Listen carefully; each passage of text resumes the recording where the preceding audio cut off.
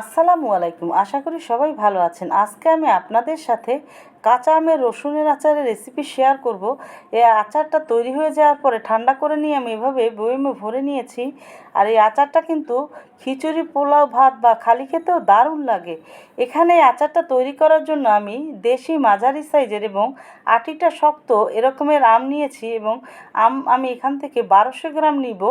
আর আমগুলো আমি এভাবে কষ রেখে ছোলাটা রেখে তারপরে কেটে নিব। আর কষটা রেখে কেটে নিলে এবং না ধুয়ে তাহলে কিন্তু হাতে কষটা আটকে থাকে এবং হাত কেটে যাওয়ারও ভয় থাকে না।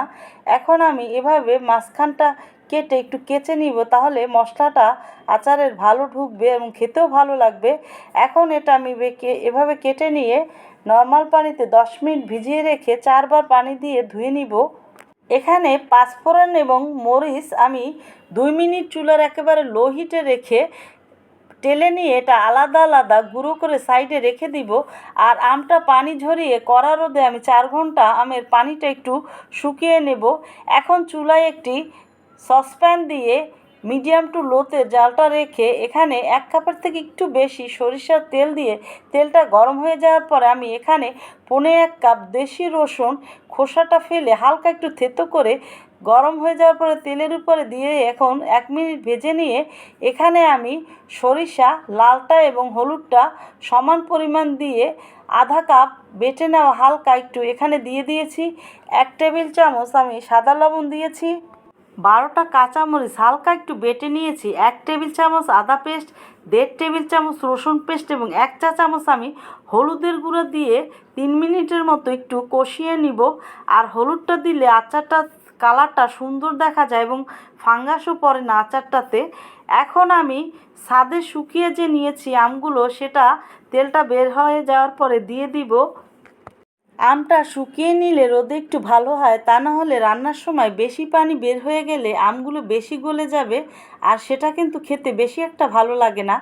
এখন এখানে আমি 1 কাপ উঁচু করে নেওয়া চিনি দিয়েছি আর 1 কাপ সিরকাও সাথে সাথে দিয়ে দিব। দিয়ে মিডিয়াম টু লোতে রেখে আমি 7-8 মিনিট এভাবে রান্না করে নিব। রসুনটা কিন্তু এই আচারটাতে খেতে দারুণ লাগে। আর এই যে আমের যে খোসাটা নিয়েছি এটাও কিন্তু খেতে ভালো লাগে। এখন আমি আরও কিছুক্ষণ এভাবে রান্না করে নেওয়ার পরে 1 চা চামচ বিট লবণ এবং 2 টেবিল চামচ আমি শুকনো মরিচ এভাবে শিলপাটায় হালকা একটু ভেঙে নিয়ে এখানে দিয়ে দিয়েছি। এখন দিয়ে আমি আরও 2-3 মিনিট এভাবে রান্না করে নিব। নিয়ে এখানে আমি পাঁচফোড়নের গুঁড়া 2 টেবিল চামচ দিয়ে দিব। দিয়ে এখন আমি ভালো করে মিশিয়ে জালটা বাড়িয়ে একেবারে তেলটা বের করে নিয়ে চুলাটা বন্ধ করে দিব। আর আচারটাতে যাতে তেলটার একটু পরিমাণ বেশি থাকে সেটা বুঝে তৈরি করার সময় তেলটা দিয়ে দিবেন, কারণ আচারের ভিতরে যদি বয়মের তেল থাকে তাহলে আর আচার নষ্ট হয় না। এখন চুলাটা বন্ধ করে দিয়ে ঠান্ডা করে আমি বয়মে ভরে নিব। তৈরি হয়ে গেল কাঁচা আমের রসুনের আচার। ভিডিওটা দেখে যদি আপনাদের কাছে ভালো লাগে প্লিজ আমার চ্যানেলটা সাবস্ক্রাইব, লাইক, শেয়ার করে আমার পাশে থাকবেন। বয়মটা কিন্তু ভালো করে রোদে শুকিয়ে নেবেন ধুয়ে নেওয়ার পরে। আর ধোয়ার সময় গরম পানি বয়মের ভিতরে রেখে পানিটা ঠান্ডা হয়ে যাওয়ার পরে ফেলে দিয়ে তারপরে শুকিয়ে নেবেন।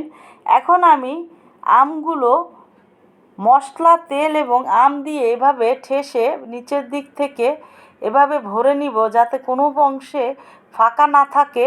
আর ফাঁকা থাকলে কিন্তু ফাঙ্গাস পড়বে, সেটা খেয়াল রেখে ভরে নিতে হবে।